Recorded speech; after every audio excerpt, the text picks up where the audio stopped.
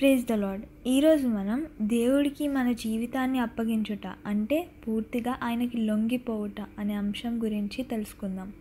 యాకోబు 4:7 ఇలా రాయబడి ఉంటుంది, కాబట్టి దేవునికి లోబడి ఉండుడి, అపవాదిని ఎదురించుడి, అప్పుడు వాడు మీ వద్ద నుండి పారిపోవును అని రాయబడి ఉంటుంది. అంటే దేవునికి ఎప్పుడైతే మనం లోబడి ఉంటామో, ఆయన మాట ఎప్పుడైతే మనం వింటామో, ఆయనకి ఇష్టానుసారంగా మన జీవితాన్ని మార్చుకుంటామో, అప్పుడు అపవాది మన దగ్గర నుండి పారిపోతాడు. అపవాది పారిపోవడం అంటే ఏంటి? మనకి దేవుడిచ్చిన విజయం అది. మనం ఎలా లొంగిపోవాలి? లొంగిపోవట వలన మనకు కలిగే అనుభవాలు ఏంటో వాటిని గురించి కూడా తెలుసుకుందాం. మనం ఎప్పుడు మన జీవితాన్ని అప్పగించుకోగలమంటే ఆయనపై మన పూర్తి నమ్మకాన్ని మనం ఉంచినప్పుడు.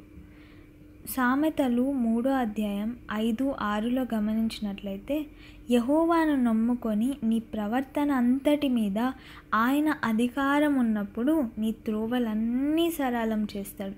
అంటే నువ్వు ఎప్పుడైతే ఆయన నమ్మి ఆయనకి లొంగిపోతావో అప్పుడు ఆయన నీ మార్గంలన్నీ సరళం చేస్తాడు. నీకు భారంగా అనిపించే ప్రతిదీ చాలా సులభంగా మారిపోతుంది.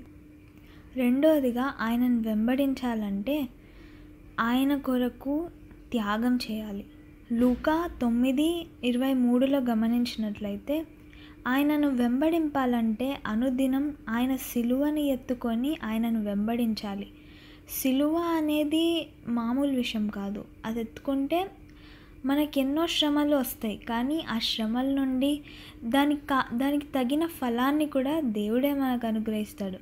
అది ఎప్పుడో తెలుసా? నువ్వు ఆయన నమ్మి ఆయనకు లోబడి ఉండడం నేర్చుకుంటే.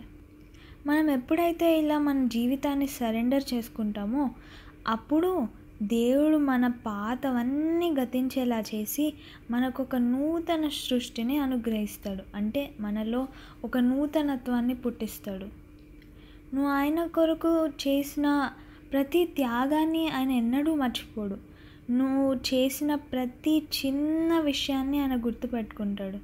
అలా నువ్వు ఎప్పుడైతే నువ్వు జీవితాన్ని ఆయనకు అప్పగిస్తావో, ఆయన చేతిలో పెట్టి దేవుడా నీ చిత్తం ఏంటో నా జీవితంలో జరిగించు అని అడుగుతావో, అప్పుడు ఆయన నీ మనసుకు సమాధానాన్ని కలుగజేస్తాడు.